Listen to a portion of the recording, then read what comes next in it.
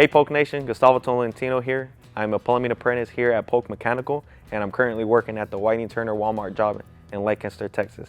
For our honing skill workshop, we will be going over water heaters and recirculation pipe assemblies. We're going to show you different types of water heaters from instantaneous to commercial. Number 1, condensing water heaters. Condensing water heaters can only be installed in buildings that have a natural gas heating unit. They have a hot water storage tank, but they make use of the exhaust gas from your central heating unit to power their heating elements rather than having a direct gas line as with traditional water heaters. Number 2, tankless water heaters. Tankless water heaters work to heat water as you demand it, effectively giving you an unlimited amount of hot water to use. Since they can only heat water at a certain designated flow rate, tankless water heaters can struggle to provide hot water to multiple water fixtures at once, which is a major consideration for larger buildings. Number 3, storage water heaters. This is the most common type of water heater. Storage water heaters have a large tank that they heat and then hold water in. They can either be electric powered or gas powered, with gas water heaters providing faster heating while electric models tend to be less expensive.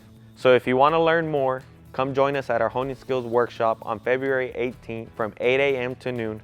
Bring a notepad and get ready to learn.